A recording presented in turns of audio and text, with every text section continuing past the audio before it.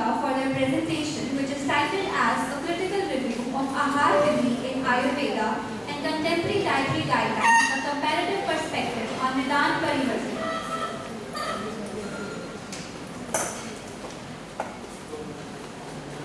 The code for the presentation is SAM 25083.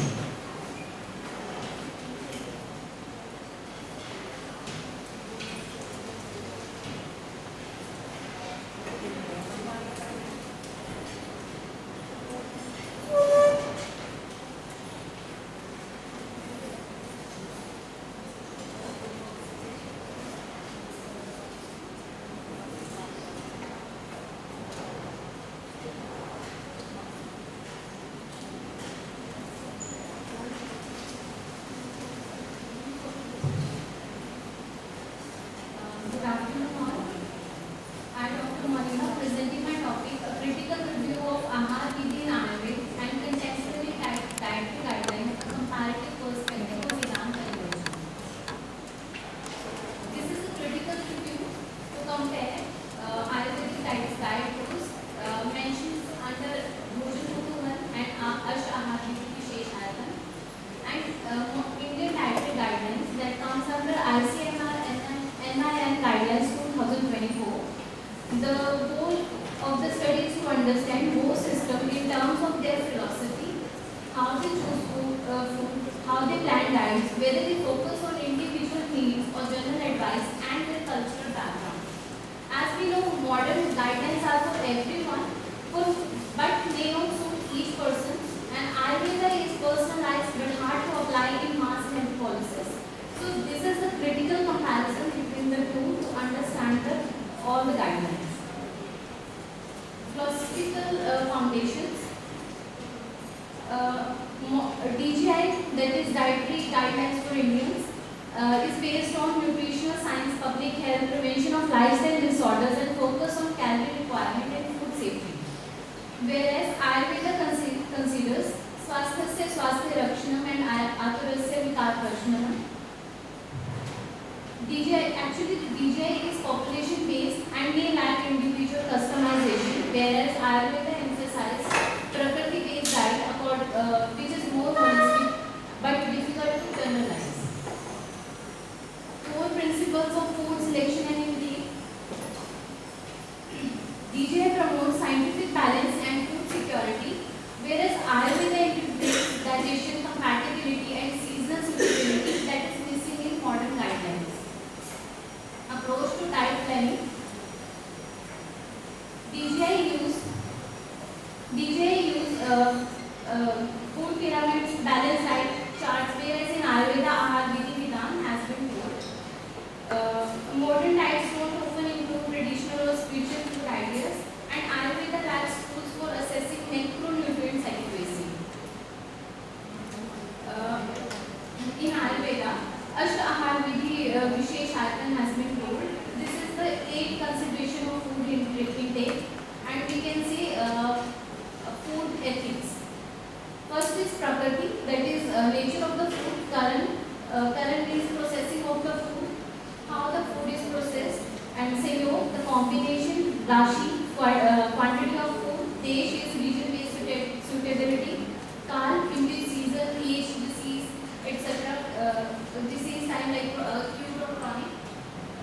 Upyog Sanstha, rules of eating, and in Upyogta, that their digestion and constitution of the individual. Bhojan Kutuhal.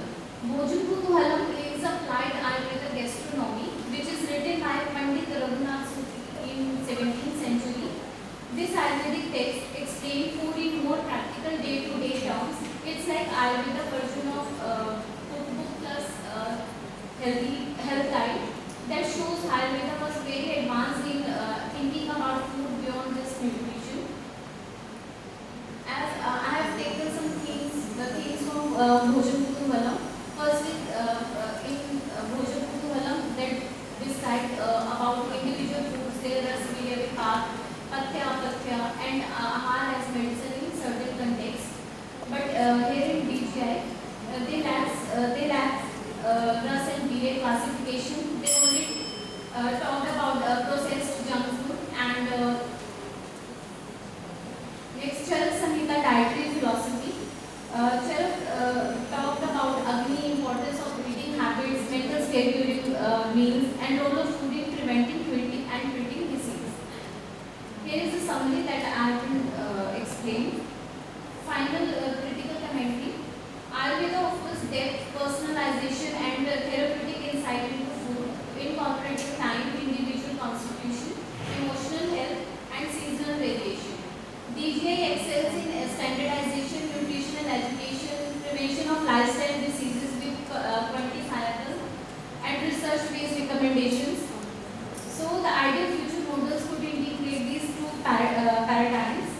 quantitative nutrient adequacy from DJI with qualitative, individualized and seasonal insights from Ayurveda.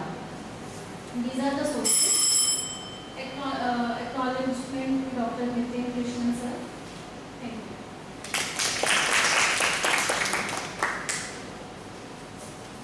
Now the session is open for queries from the chair and co-chair.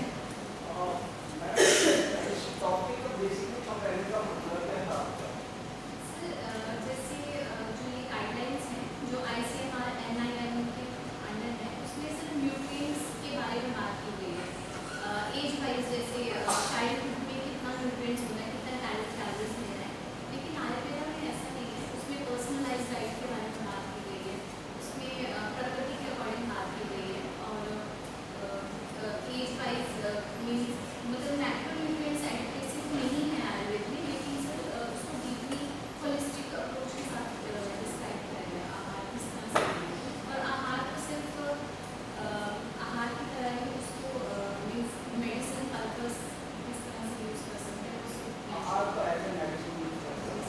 किस तरह से लेना है sir जैसे timings कब लेना है अधेशन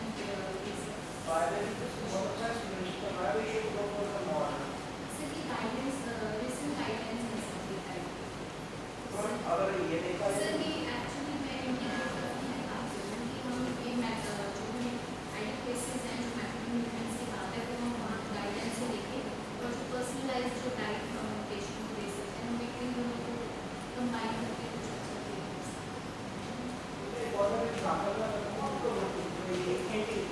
आपने ये देखा होगा ना जितने ये आम बात का पेशेंट आता है बेसिकली आम बात के पेशेंट में आपने कभी रोमेटोलॉजिस्ट को ये नहीं देखा होगा ये कहते हुए कि आपने दही मत खाना ठीक है ना कभी रोमेटोलॉजिस्ट नहीं कहेगा और आप बेशक वो आयुर्वेदिक ट्रीटमेंट नहीं ले रहा हो आप सिर्फ आम बात के पेशेंट से पूछना तो कह देगा कि मैं दही जो न्यू होगा जिसको अभी वो इस चीज़ के बारे में नहीं पता होगा लेकिन जब क्रॉनिक पेशेंट होगा ना वो खुद कह देगा जी मैंने दही बंद कर दी तो पूछोगे क्यों तो कहेगा जी जैसे ही मैं दही खाता हूँ मेरी दर्दें बढ़ जाती हैं इसलिए मैंने जब दही खाता हूँ रात को खाता हूँ सुबह दर्दें बढ़ जाती तो इसलिए मैंने जब देखा कि दही खाने में दर्दें बढ़ी तो मैंने खुद ही बंद कर दिया तो यानी आप कभी भी देखो तो मॉडर्न का एक बड़ा सिंपल सा है वो उनकी डाइट जो बेस होती है वो कैलोरीज बेस्ड है कि कितनी कैलोरीज लेनी है आपको ये नहीं बताएंगे कि किस प्रकृति को कौन सी डाइट चाहिए ठीक है और किस प्रकृति को कौन सी डाइट चाहिए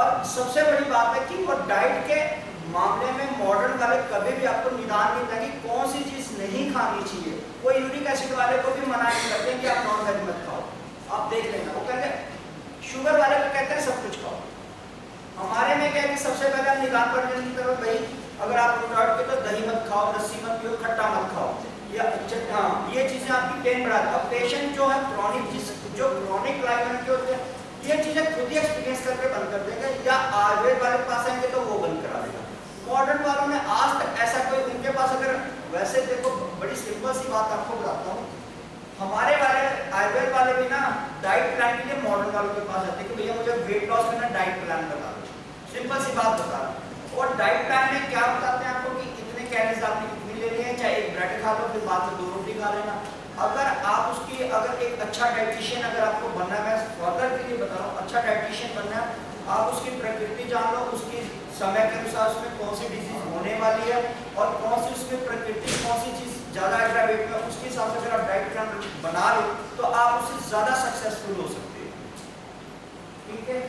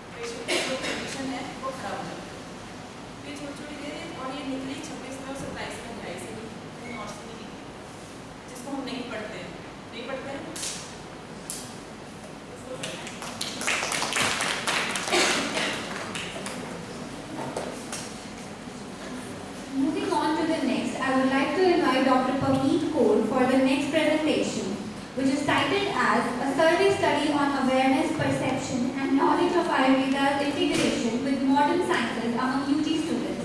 The code for the presentation is SAM 25090.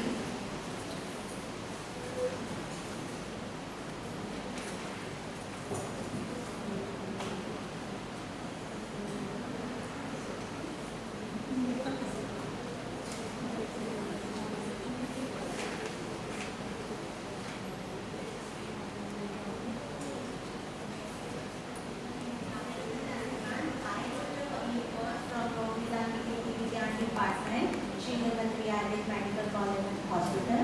Today's my title is A Survey Study on Awareness, Perception and Knowledge of Ayurveda Integration with Modern Sciences among UG students.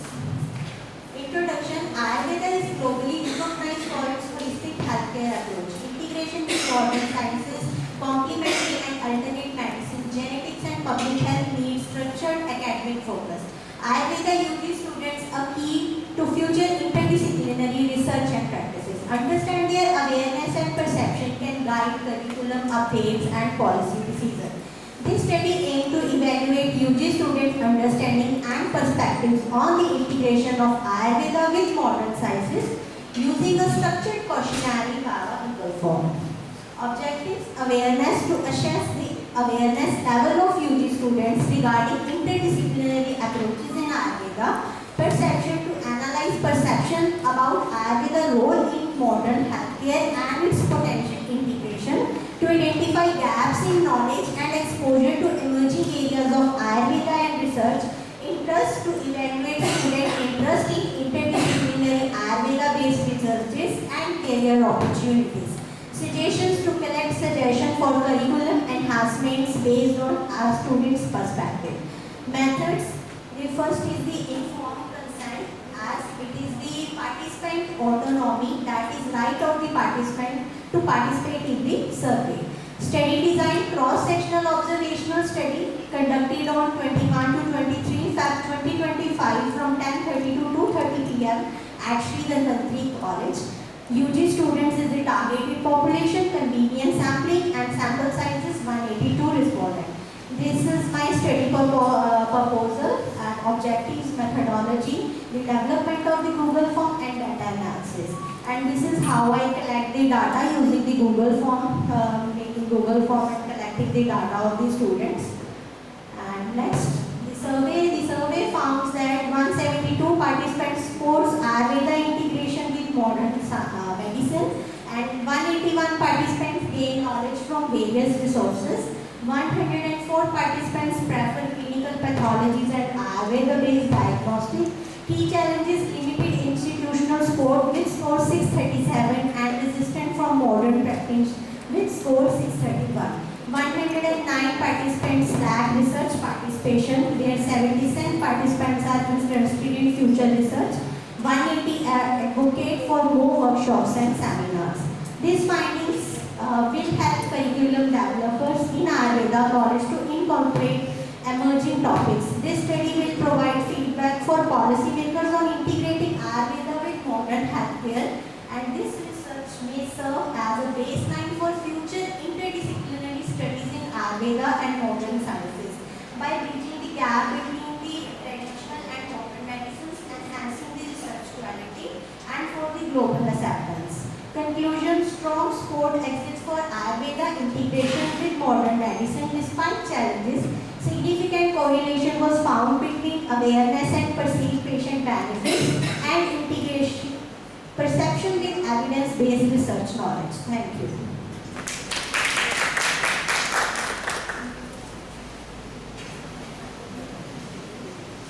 Now the session is open for queries from the chair and co-chair.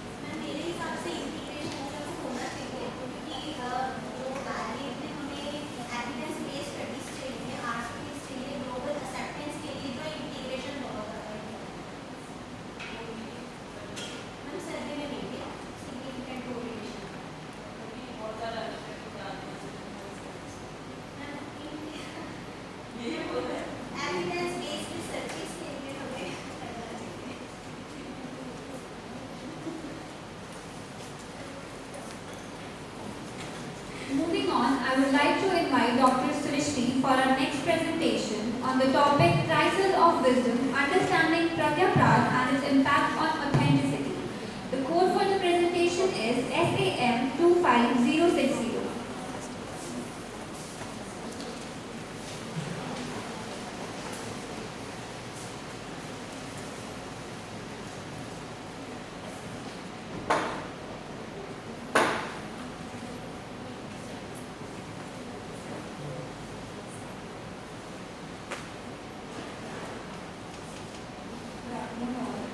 Today I will be presenting my topic on crisis of wisdom, understanding Pragyaprad and its impact on authenticity. Introduction. Pragyaprad, defined as offense against wisdom in Ayurveda, Charit Shari's first chapter, 102 shloka, affecting the cognitive faculties of greed, wisdom, vritti, restraint, and spiritual memory. Imposter phenomenon, a modern equivalent where capable individuals perceive themselves as fraud despite their evident success, resulting in a false self-image, fear of exposure, and chronic self-doubt. Plants and Iams, 1978. Commonality: both Pragyaprad and imposter phenomenon stem from a disconnect from one's true inner identity and the quality of self. Scientific insight: studies show that chronic stress and self-doubt disrupt the HB axis, leading to lifestyle diseases. Contemporary elements: with rising reports of anxiety, depression, and stress-linked disorders, there is an urgent need to reconnect with our inner wisdom. Purpose: examining the relationship between Pragyaprad and personal authenticity, draw parallels between Pragyaprad and imposter phenomenon, highlight how both conditions involve self-alienation, perfectionism, and emotional exhaustion, showcase Ayurveda's role in restoring inner balance and preventing psychiatric and psychosomatic conditions.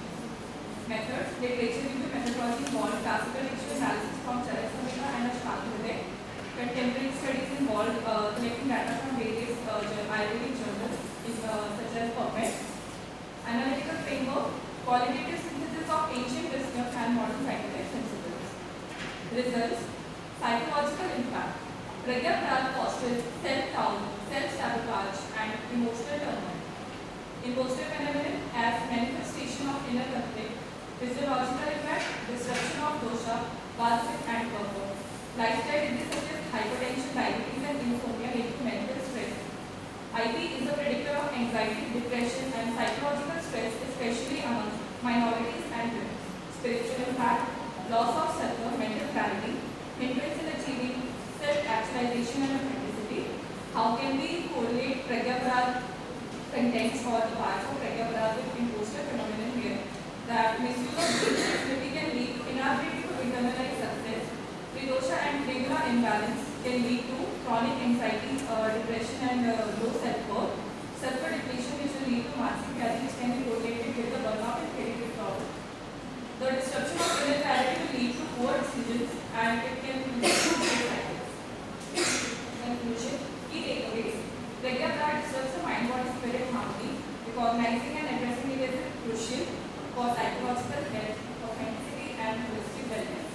Future directions: encouraging holistic training for practitioners that includes psychological awareness and cognitive restructuring. Neuroplasticity research suggests that changing thought patterns can alter brain function and emotional well-being from the book of Davidson 2010. The root solution in both pathways is a return to sattva, inner clarity, and aligned will. Acknowledgement to my guide, Dr. Vedha Balama and Dr. Hrideshna. Thank you.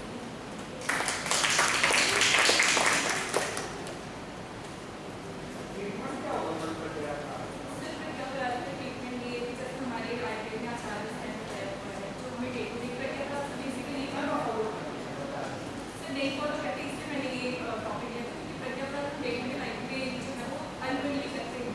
तो इसी चीज़ के लिए जो हमारे आचार्य हैं उन्होंने काफ़ी सारी चीज़ें बताई हैं। जैसे डिप्रेशन के लिए हमें मेंटेनेंस मैनेज करना पड़ता है। प्रज्ञाप्राद जो होता है ना, वो शारीरिक मानसिक और जी वास्तविक जी।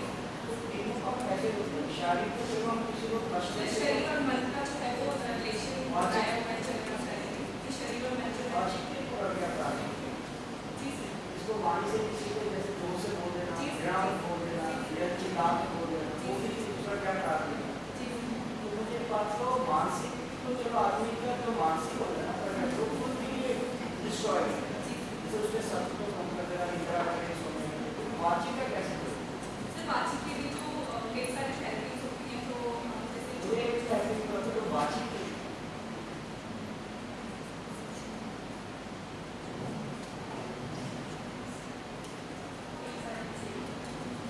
कई सारी तो एक बातचीत प्रक्रिया का कैसे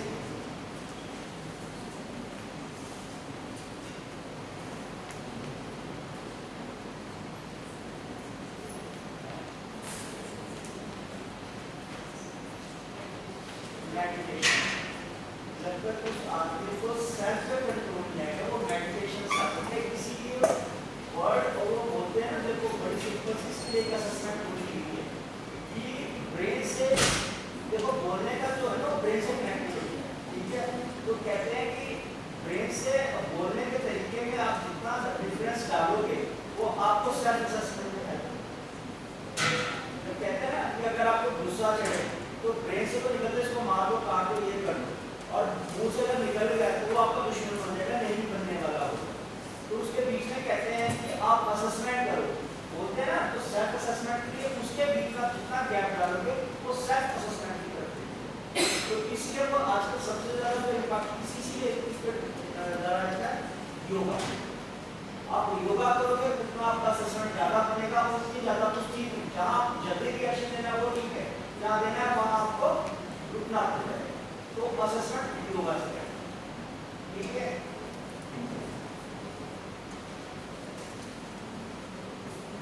Moving on, I call Dr. Kajal for our next presentation on the topic Garb Sanskar and Integrative Approach to Prenatal Well-being.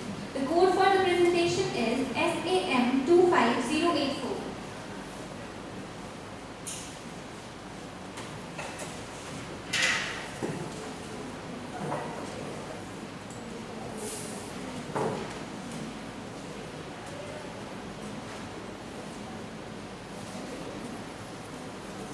A very warm good afternoon to respected teachers and all of present here. Myself Dr. Kajal, presenting Garb Sanskar, an integrative approach to prenatal well-being. Proceeding with introduction, as the name suggests, Sanskar. Sanskar means Guna Antardhan. We are enhancing it is a process to achieve physical, mental, spiritual, emotional, social development between a mother and the baby. It is a complete pregnancy care guideline to get a marvelous healthy child.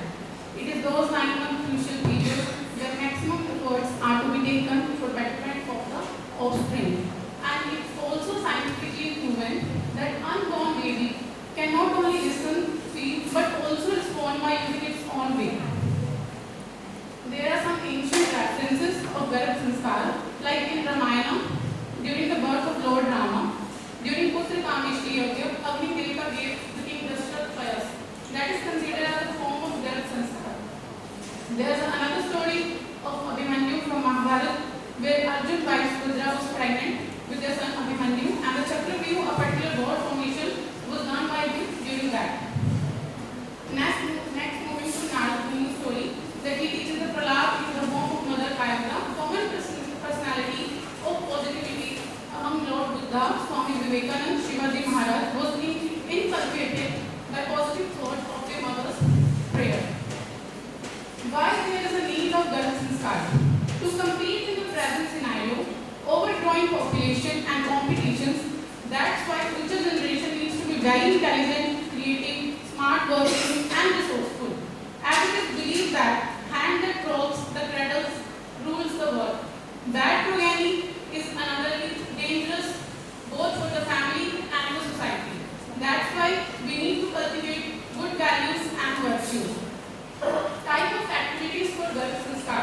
As mentioned, the number first Garb Sanskar, Vedic talk, breathing exercises with Omkar, reading good books, keeping engaged with positive talks, Jyoti Dhyana, singing and listening to songs, gardening, knitting, yoga and pranayama. First proceeding to Garb Sanskar. It is simply talking to baby by the mother in the womb.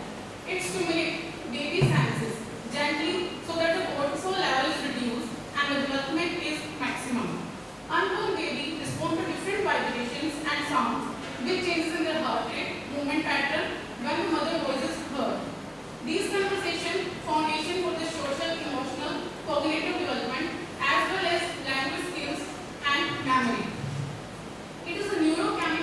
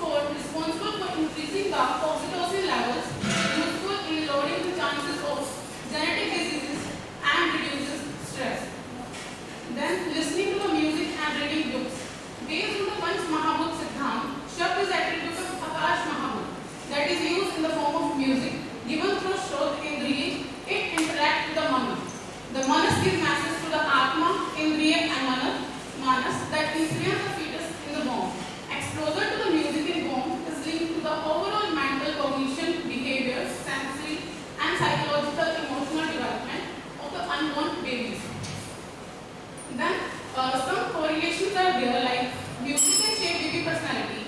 9 weeks, its early begins to develop. 16 weeks, some sounds are detected by the baby. By 24 weeks, babies start to respond to these sounds. Then yoga and pranayam, like Bhramari pranayam sound, it boosts the production of nitric oxide. That is further helpful in calming the hypertension patients also. Improves the autonomic functions by triggering the neurohormonal mechanism by suppression of the sympathetic activity. Like yoga nidra, it goes with increasing tiredness of the last month of pregnancy. These are specific yoga asanas. And then a mantra chikitsa, the mind term is released. It releases the stress of the mother and maintains a state of resonance. Here explain the deficiency of nitric oxide that leads to pregnancy-induced hypertension. Mother with gestational diabetes usually has low level of nitric oxide. Mantra vibrations are found to increase the production of nitric oxide that further releases the vascular smooth muscles, inhibit platelet aggregation, prevent intervallus thrombosis. Stress pregnancy, in other words, leads to poor brain development of the baby. This is in short the impact of Garb Sanskar, that everything mother thinks and feels. It is communicated through 4 neurohormones and neuropeptides. They are happy neuropeptides, antiphilins, that tease the fetal and create joy, and sad neuropeptides like cholecalin and VGF, that stress mom secretes adrenaline, cortisol, that flood baby with the sad neuropeptides. Here the conclusion from the following Garb Sanskar principle into the formation of the high quality dhatu and increased quantity and quality of causes. Acknowledging heartfelt gratitude to Dr. Archana, my esteemed guide. Also contribution to the hospital department as it is a integrated approach to prenatal well-being. Thank you.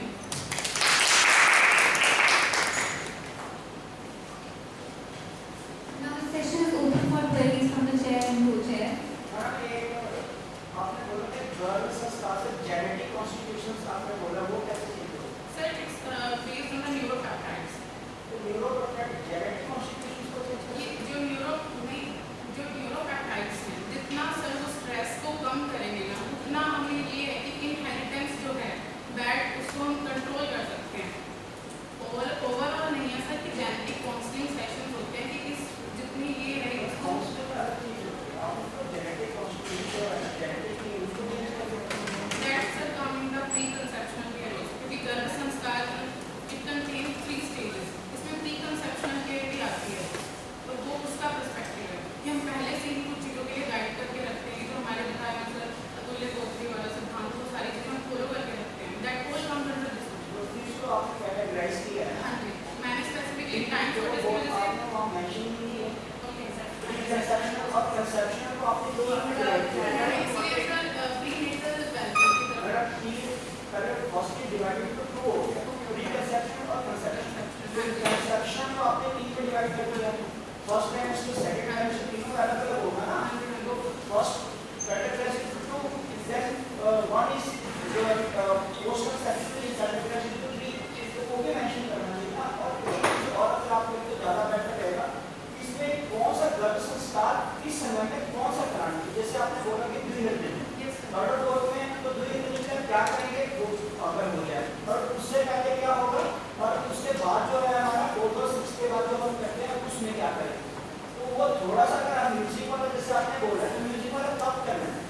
It is sir according to the 9 weeks specific vibration होते हैं. कब करना है कौन से month में गर्भ संस्कार करना है. सर जब बच्चा रिस्पॉन्ड करने लगता है आपको कैसे पता लगेगा कि रिस्पॉन्ड कर 24 weeks के सर रिस्पॉन्ड करता है शाम को बेबी की 4 डेज रिस्पॉन्ड. हाँ जी स्टेशनल that time we use the listening music 24 weeks के हाँ जी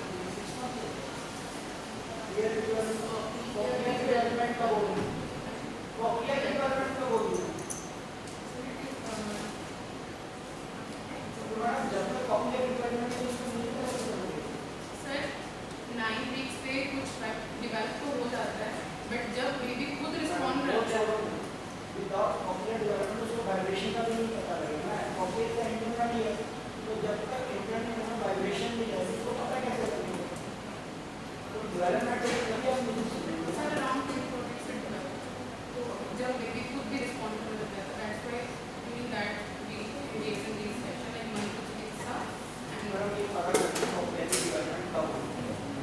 अंदाजे से नहीं, क्योंकि हार्ट की डेवलपमेंट ही आपकी 4 वीक्स के बाद होती है ना, थर्ड मंथ के बाद, 12 वीक्स के बाद या फिर 11 to 12 months। तो कॉक्लिया की डेवलपमेंट के बाद देख लेना, क्योंकि आप उसी से करें। तो कॉक्लिया का इंटरनल ईयर और इंटरनल ईयर में वाइब्रेशन सभी एनिमल के एक्सटर्नल को डेवलपमेंट नहीं है।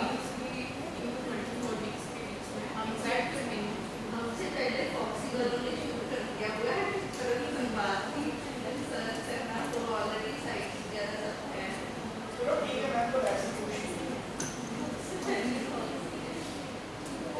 एक बार इसको ग्रोथ होना एक बार ये चीज जरूर देख लेना मैडम, आपकी जो भी आपकी बेनिफिट्स फीचर्स और डिवाइडेड टू डिवाइडेड टू 3 और इसको बिल्कुल क्लियर कट स्पेसिफाई कर दो कि फर्स्ट ट्राइमेस्टर में जैसे आपने फल वाला बोला, ठीक है, बहुत अच्छा है कि फल वाला वो एग्जांपल आपका प्री कंसेप्शन में आता है, ठीक है। तो जो हम योग प्रस्तुति करते हैं, जो आप यहाँ कर रहे हो योग प्रस्तुति या मात्रा प्रस्तुति कर रहे हो, प्री कंसेप्शन कर रहे हो ना, वो एग्जांपल कर दिया।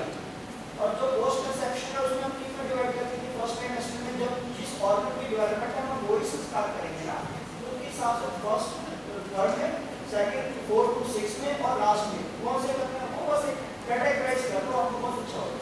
ये सजेशन है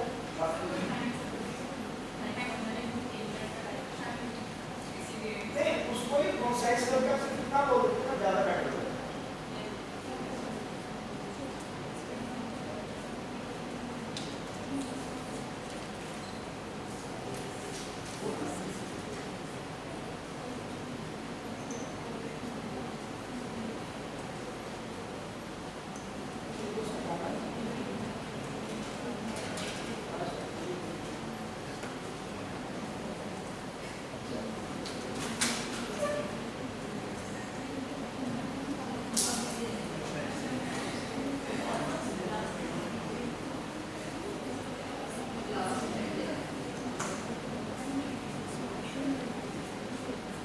Moving on to our next presentation, I would like to call Dr. Madhav Sharma.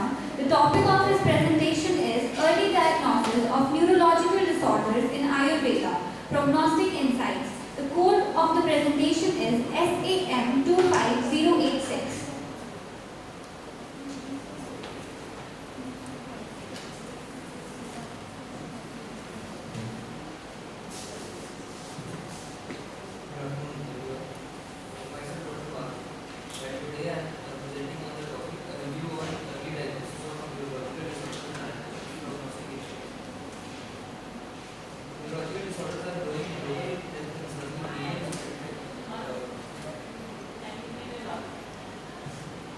Neurological disorders are growing global health concern with millions affected by the conditions such as Parkinson's, epilepsy, multiple sclerosis, stroke and lupus. These disorders not only diminish quality of life but also pose substantial socio-economic burden. Early diagnosis and intervention are critical for effective management and improved prognosis.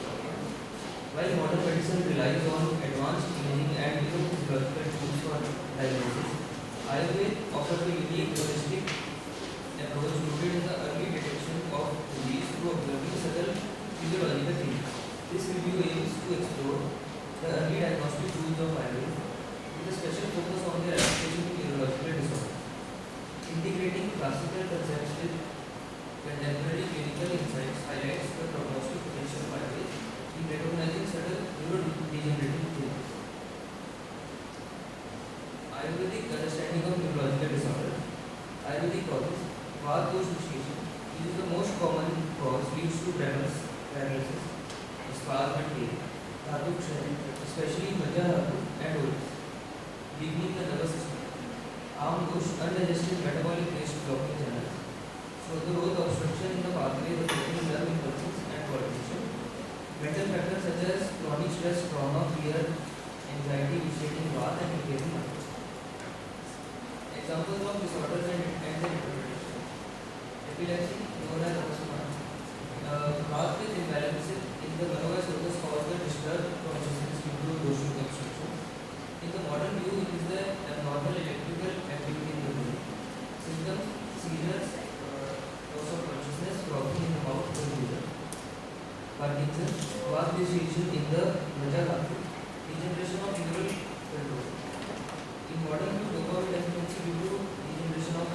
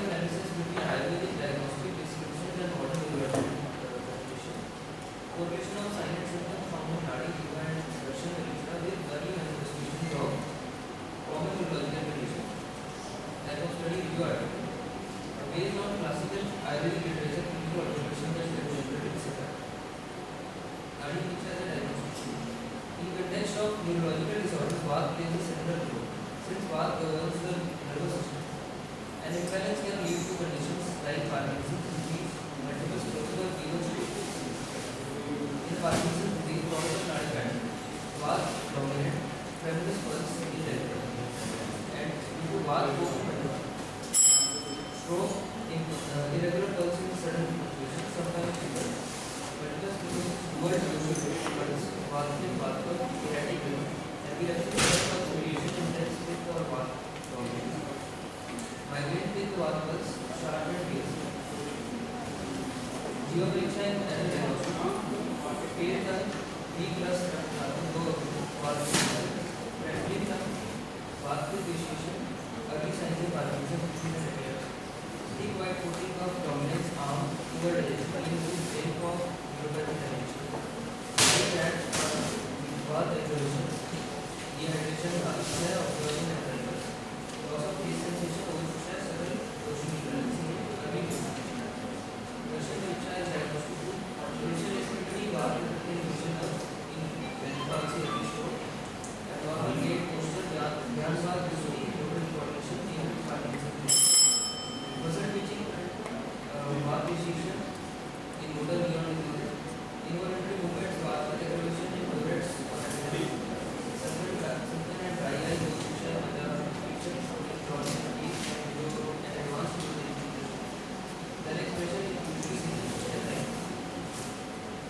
while the modern diagnostic relies on advanced imaging and biochemical markers, Ayurveda provides functional and constitutional insights. The integration of Ayurvedic early diagnostics, especially in cases where MRI or CT scans are not, despite the patient complaints, may offer a complementary or preventive strategy. For example, a patient presenting with fatigue, foggy mind or tremor, but normal neurologic findings overlooked in body but through nadi and yoga. Early vascular imbalance or transmission can be addressed before irreversible neurodegeneration. Early detection through this integrated model can lead to more personalized treatment plans, potential preventing or delaying the onset of disease.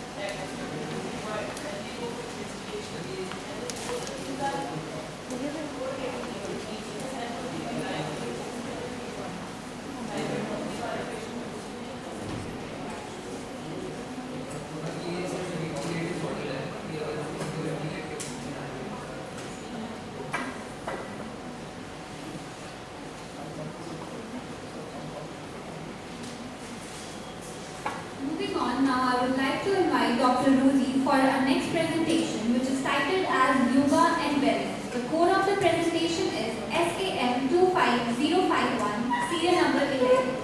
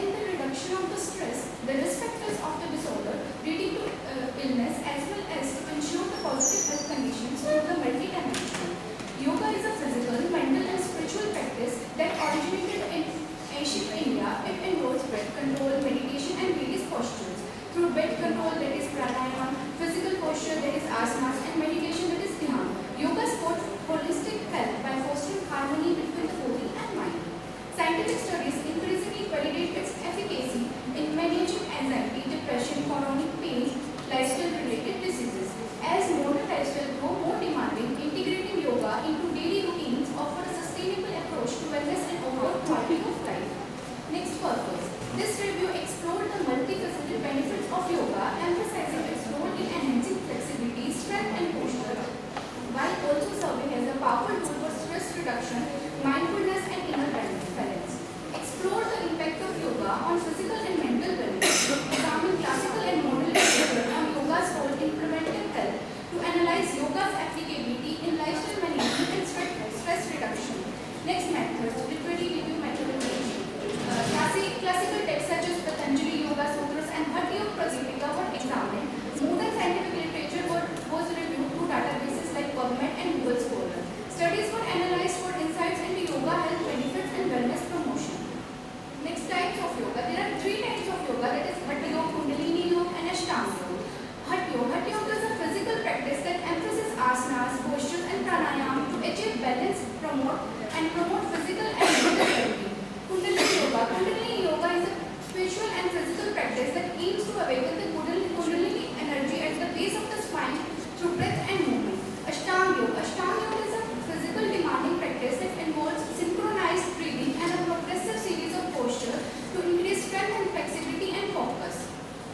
Maharishi Patanjali has given Ashtanga Yoga, which has 8 limbs or steps. These parts are Yam, Niyam, Asana, Pranayama, Pratyahara, Dharana, Dhyana, and Samadhi.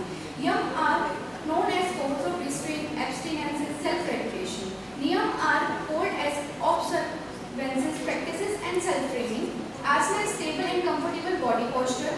Pranayama is controlled expansion of breath, and Pran or its regulation. Pratyahara is a process of withdrawal of the Indriyas. Dharana is process of concentration. Dhyana is practice of meditation, which is an unbroken flow of the awareness. Samadhi is the ultimate state of yoga, which is reached through the meditation. Next, health benefit of yoga. Physical improves flexibility, strength, and posture. Mental reduces stress, anxiety, and enhances mood. Emotional promotes inner peace and emotional balance. Yoga and mental wellness. Stress reduction through mindfulness and relaxation techniques.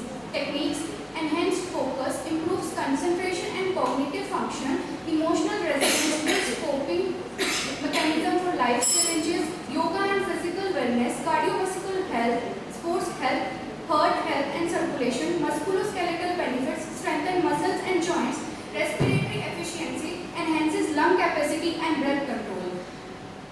Negative aspects of yoga, that is reduction in stress-induced addictions, reduction in antisocial behavior of youth, reduction in negative motivation like suicidal tendency and incidences, reduction in negative traits like neuroticism and tendency to cause injuries to self and other. Positive aspect, improvement in efficiency of work and job satisfaction, development of positive outlook in life through positive motivation, development of positive traits like self-confidence, self-sufficiency and sociability, improvement in healthy interpersonal relationship, improvement in handling various problems in life, remarkable improvement in the self-concept and proper evaluation of others, improvement in necessary tendencies and perseverance essential for success in life, control and prevention of psychosomatic disorders and peace of mind.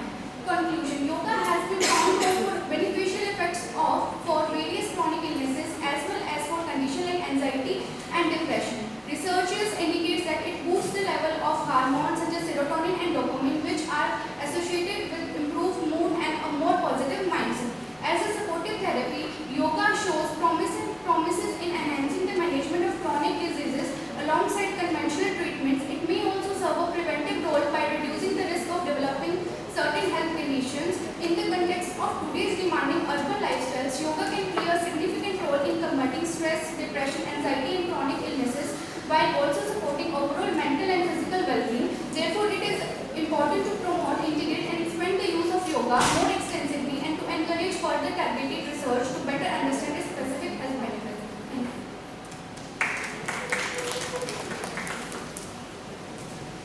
Now the session is open for queries from the chair and co-chair.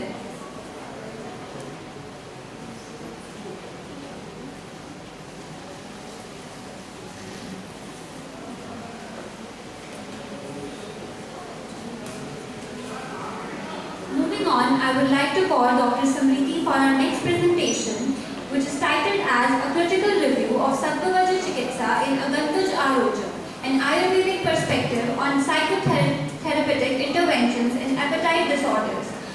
The code for the presentation is SAM 25067.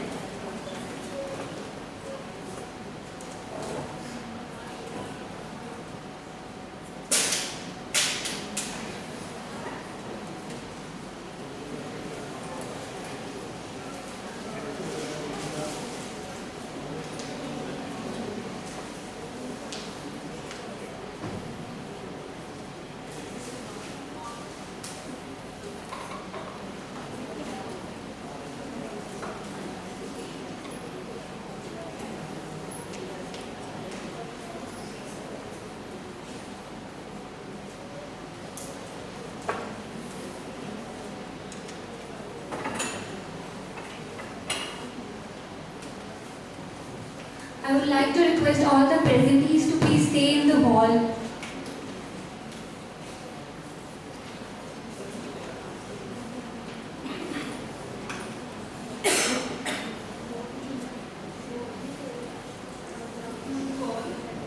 I am Dr. Smriti from the Department of Sanvidan, presenting a critical review on sub-object चिकित्सा. Critical review on sub-object चिकित्सा in aggressive erosion and Ayurvedic perspective on psychotherapeutic interventions in appetite disorder. So erosion को जानते हैं कि loss of appetite और आचार्य ने division किया है निज में और आगंतुक में. So यहाँ बात हो रही है आगंतुक erosion की. तो निदान को बताया जैसे आचार्य सुश्रुत ने और आचार्य चरक ने और शांति ने सबसे पहले बताया शोक, भय, अति क्रोध और आचार्य सुश्रुत ने बताया जैसे विकृत चेतस, चिंता आदि. तो उसी के फोकस को रखते हुए कि हम कन्वेंशनल ट्रीटमेंट्स जनरली अगर कोई पेशेंट अरोचक का आता है तो उसको देते हैं जैसे डाइजेस्टिव स्टिमुलेंट्स देते हैं या फिर हम मेडिकेशन देते हैं. तो व्हाट अबाउट सब्जेक्ट चिकित्सा जो हम appetite disorders की बात कर रहे हैं तो मॉडर्न में आप CBT कॉग्निटिव बिहेवियर थेरेपी के बारे में सुना होगा जिसमें बिहेवियर्स और फीलिंग्स को थॉट्स को मैनेज किया जाता है. माइंडफुलनेस थेरेपी के बारे में सुना होगा and also image guided therapy जिसमें पर्सन को विजुअलाइज किया जाता है उनके नेगेटिव थॉट्स को पॉजिटिव में कन्वर्ट किया जाता है. तो क्या पर्सपेक्टिव है आयुर्वेदा का for that CBT and all other therapies as in modern. So this review claims to critically analyze the principles, mechanisms, and the therapeutic role of sub-object चिकित्सा.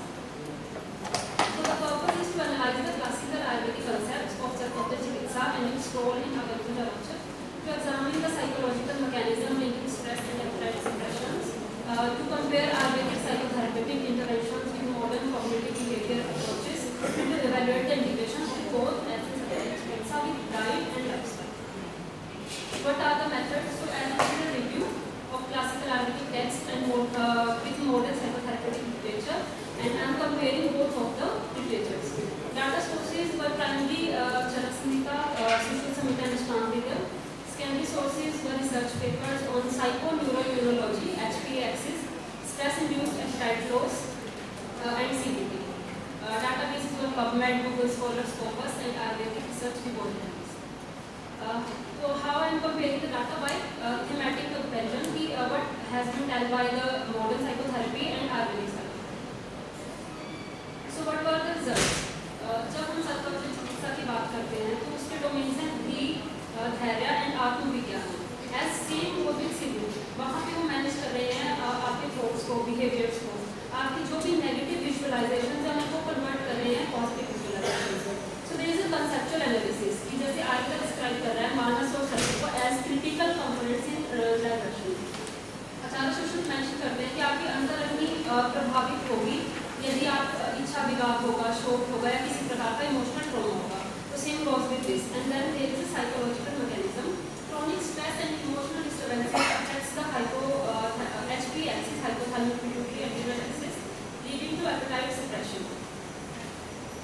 Then there is a comparative analysis. Similarities between sub-object चिकित्सा and modern psychotherapies like CBT, mindfulness, and behavior activation techniques suggest a potential integrative approach.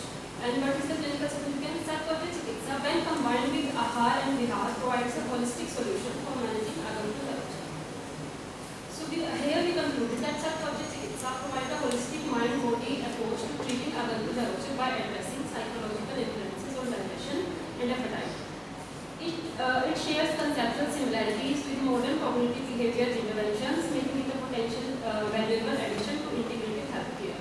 Further empirical studies and clinical validation are required to establish its therapeutic efficacy in modern medical practice. Thank you. Now the session is open for queries from the chair and co-chair.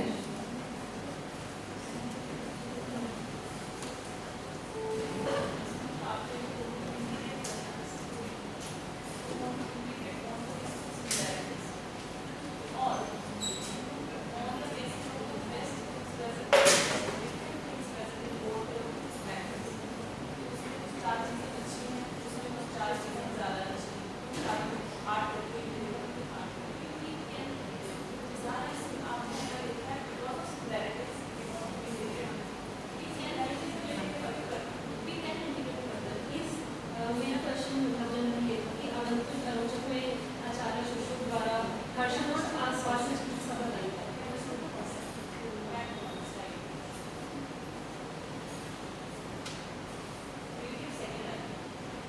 It shares conceptual similarities with modern cognitive behavior and similarities.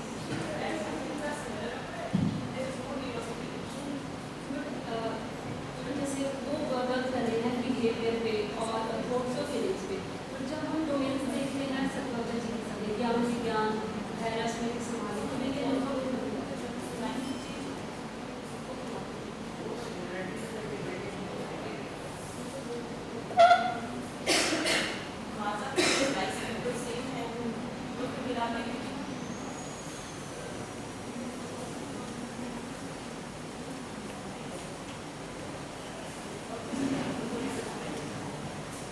Moving on to our next presentation, I would like to call Jashanveer Kaur for the next on the topic, a review of role of yoga and pranayam in management of menopausal symptoms. The code for the presentation is SAM 25004.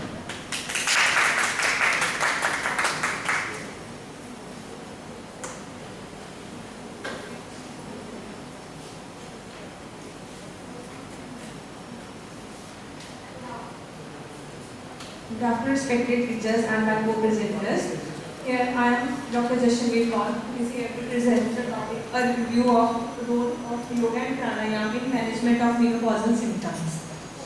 Menopause is a natural biological transition in the woman's life, marking the end of menstrual cycles and fertility. As mentioned by Sushruta, Rajat is attained at the age of 50 years. Here I am focusing on yoga and pranayama, which offer natural holistic support for managing and emotional symptoms. By enhancing flexibility, relaxation, breath control, yoga and pranayama promote overall well-being. These practices can ease common symptoms like hot flashes, sleep disturbances, mood swings and fatigue. In hot flashes, we can feel calming breath work like Shikli pranayama, Nadi Shodhan cools the nervous system, and sleep disturbances like Yog Nidra helps to elevate the melatonin, which is a sleep-inducing hormone. Purpose: to assess the effectiveness of yoga and pranayama in managing common menopausal symptoms, to evaluate improvements in physical symptoms such as hot flashes, fatigue, and sleep disturbances, to observe the impact of yoga and breathing techniques on the mental health issues like anxiety, mood swings, and irritability. In anxiety and mood swings, we can correlate it with the cortisol levels, as yoga lowers the cortisol levels and it increases the serotonin and dopamine and GABA receptors, which helps to decrease depression and brain fogging like symptoms. Methods: comprehensive study. The comprehensive literature search conducted using PubMed, Scopus, Prompt Library and Google Scholar was done. Search observed publications from 2011 to 24. Both RCT and review articles were considered. Methods: the focus was on evaluation of yoga and pranayama on menopausal symptoms. Studies were selected on predefined inclusion criteria, which includes both premenopausal, postmenopausal as well as menopausal women. Result: regular practice of yoga and pranayama significantly reduce the common menopausal symptoms, which are insomnia, anxiety, depression, blood pressure fluctuations by Shikli pranayama, Nadi Shodhan, and it also increases the flexibility in women, as due to menopause the common symptom is osteoporosis, so it helps in bone and joint health. Yoga and pranayama practices promoted better hormonal balance and autonomic regulation. Brahmani pranayama, which was particularly effective in enhancing psychological well-being and sleep quality. As in Brahmi Pranayam, vibrations relax the brain and nervous system, which helps to relieve tension and sleep issues. Overall quality of life showed improvement across all domains like physical, psychological and social. In conclusion, yoga and pranayama effectively reduce menopausal symptoms such as hot flashes, anxiety, depression and insomnia. Regular practice leads to improvement of quality of life including all physical, emotional and social well-being. Brahmi pranayama shows particular benefits in improving sleep quality and reducing psychological stress. These practices are safe, natural and free from harmful side effects like as we use hormonal therapies. We can't continue hormonal therapies for more than 10 years and as many cardiovascular issues can be started. So this is a safe practice and alternative practice. Evidence supports the recommendation of menopausal women to practice yoga regularly for long-term health benefits. Acknowledgement.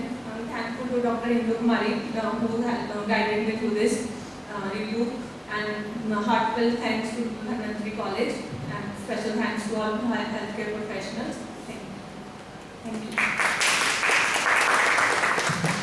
Now the session is open for queries from the chair and co-chair.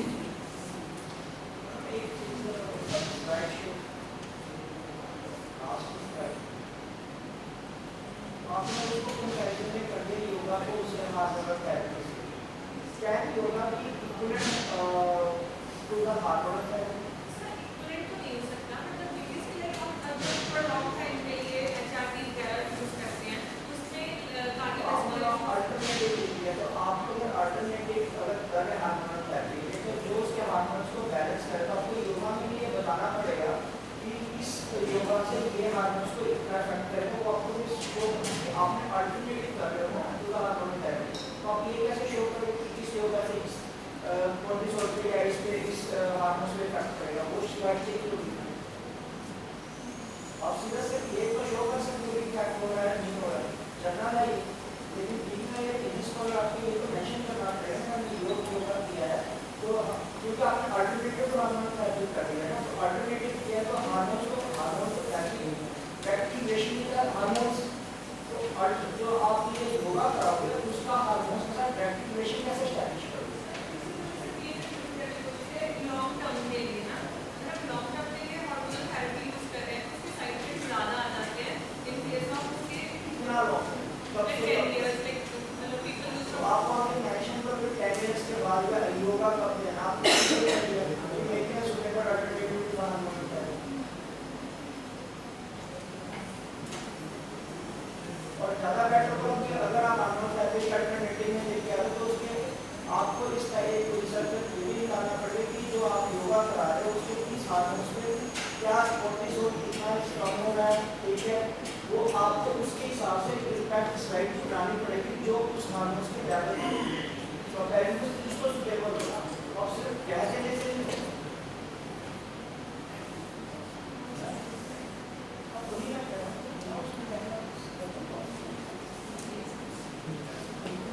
Now I would like to call upon Dr. Ria for the next presentation. The title of the presentation is A Critical Insight into Asrik Dard and the Role of Rajasvacharya in its Prevention and Management and Ayurvedic Perspective. The code for the presentation is SAM 25063.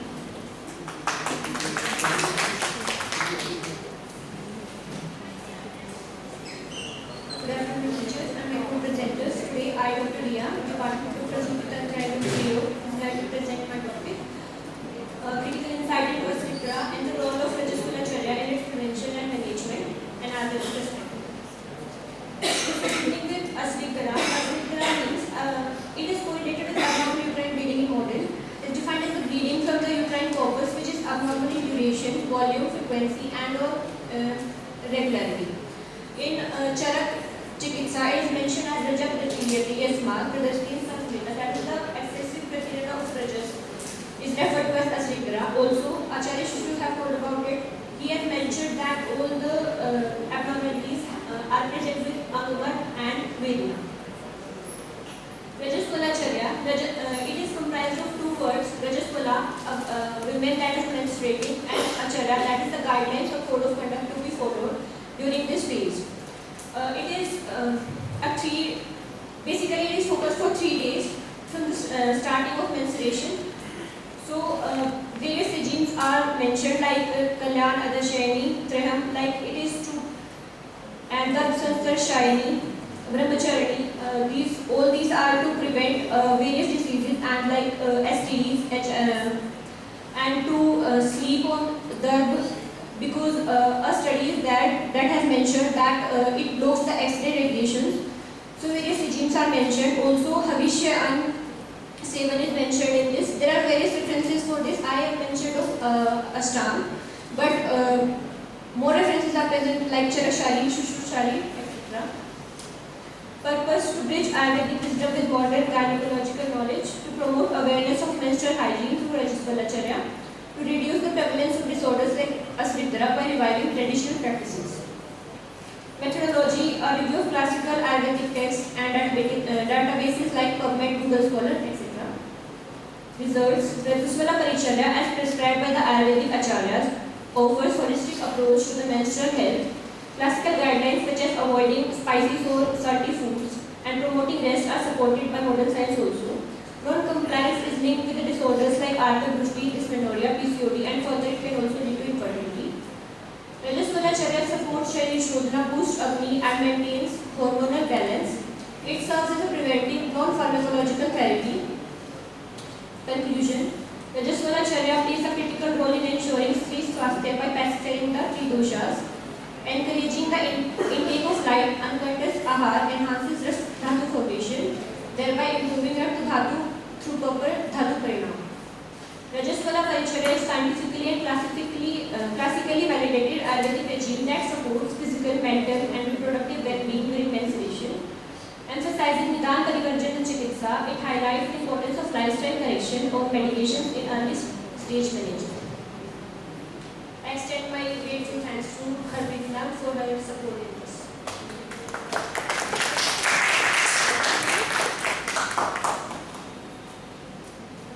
Now the session is open for the queries from the chair and co-chair.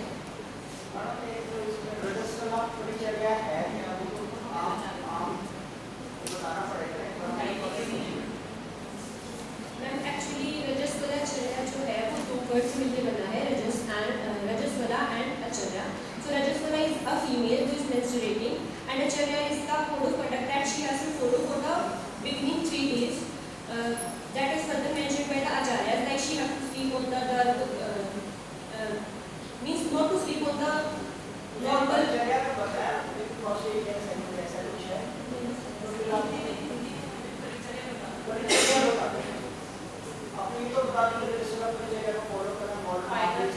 आप मुझे अपरचर्या का मतलब आपको पता है क्या होगा? सुबह उठने से लेके क्या खाना, क्या पीना, कैसे सोना, वो सारा कुछ है. इसका एक कारण है.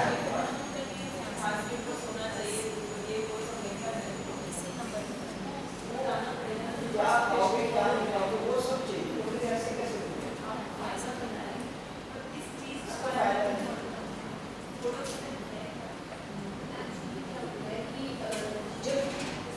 मेंस्ट्रुएशन फेज में एक्सेसिव लॉस ऑफ ब्लड हो जाता है, तो जो फीमेल्स होती है उन्हें ये जो हमारे आयुर्वेद में मेंशन्ड है टू अवॉइड दिस लवण अम्ल आहार, इसकी वजह से इसको अवॉइड करने के लिए बोला गया, but they don't know what is the benefit of avoiding this will aggravate the पित्तकोशा एंड विल फर्दर एग्रीवेट. आपकी बात में समझ गया. ठीक है, ये तो बताना बहुत खाने की क्या नहीं खाना. अब ये मतलब क्या खाना वो बता दीजिए. सर हविष्य अन्न का सेवन बताया गया है, जैसे हविष्य क्या होता है वो डिस्क्राइब. जो यव हो गया, घृत हो गया सर, शाली ओदन हो गया, उन सब का सेवन बताया गया है कि जो अपान वात होती है हमारी वो डिस्टर्ब होती है, जो रंजक पित्त होता है वो डिस्टर्ब होता है. इनको पैसिफाई करने के लिए कुछ आहार का बताया गया. बिहार के लिए सर कि दिन में नहीं सोना है, उसके बाद को अवॉइड करना है for the 3 days head bath का, बिकॉज सर एक्चुअली क्या है कि जो